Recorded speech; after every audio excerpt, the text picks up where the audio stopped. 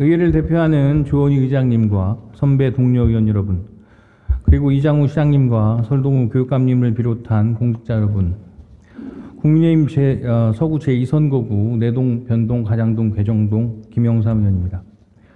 대전시는 최근 눈부신 성과를 이뤄내고 있습니다.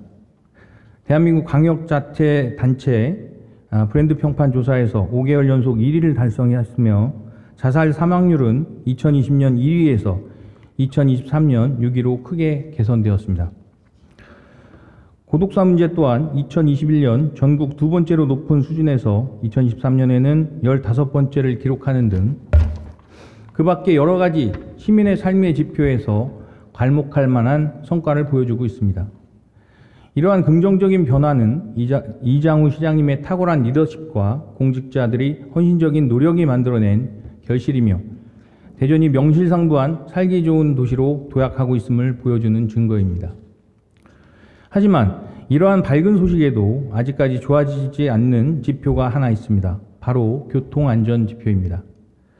2019년부터 4년간 감소세를 보이던 교통사고 사망률이 2023년 들어 다시 증가세로 돌아섰습니다. 더욱 우려되는 것은 택시와 버스의 65세 이상 고령 운전자의 비율이 택시는 25%, 시내버스 또한 8%에 달한다는 사실입니다. 특히 주목해야 할 것은 고령 운전자 사고 비율입니다. 2019년 14.5%였던 고령 운전자 사고 비율이 꾸준히 증가하여 2023년에는 20%까지 치솟았습니다. 이러한 우려스러운 추세는 최근의 안타까운 사고들로 현실화되고 있습니다. 지난달 30일 부산에서는 승용차가 나무 식재 작업을 하던 작업자 2명과 작업 차량을 덮쳐 3명의 사망자가 발생하였으며 20일 서울에서는 한 햄버거 가게로 승용차가 돌진하여 5명의 사상자가 발생하였습니다.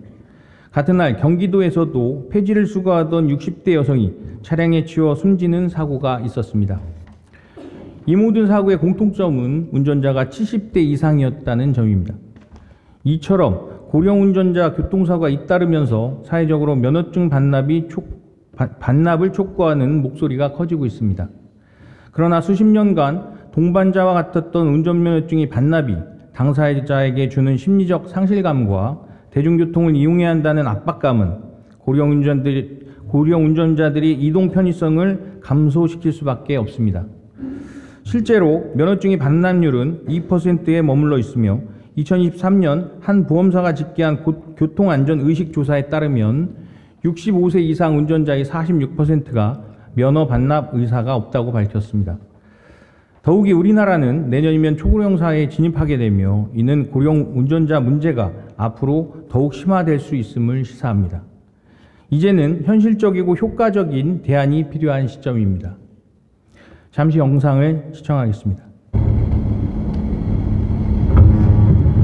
보행자를 발견한 차량이 멈춰섭니다. 긴 막대기로 가속 페달을 누르고 있었지만 경고음이 울리며 가속이 억제됩니다. 페달 오조작 방지 장치로 새롭게 만들어지는 차량 대부분에 장착돼 있습니다. 일본 정부는 최근 고령 운전자의 가속 페달과 브레이크 페달을 혼동해 일으키는 사고가 잇따르자 이 장치를 의무화하기로 했습니다. 일본의 사례는 우리에게 중요한 시사점을 제공합니다. 자동 제동 장치와 급발진 방지 장치를 갖춘 차량은 일반 승용차 대비 41.6%나 사고율을 감소시키는 놀라운 효과를 보여주었습니다. 다른 선진국들의 사례도 주목할 만합니다. 미국 캘리포니아주는 맞춤형 조건부 면허를 도입했고 독일과 호주는 운전 제한 제도를 시행하고 있습니다. 이처럼 선진국들은 무조건적인 면허 반납이 아닌 개인이 신체 상태와 운전 능력에 맞춘 맞춤형 면허 제도를 통해 고령 운전자의 이동권과 안전을 동시에 보장하고 있습니다.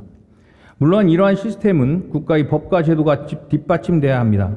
다행히도 최근 국회에서는 고령 운전자 사고에 관한 관심과 예방에 대해 논의가 진행 중인 걸로 알고 있습니다. 이에 본 의원은 인류경제도시 대전만이 고령 운전자들을 위한 현실적인 대안을 제시해보고자 합니다.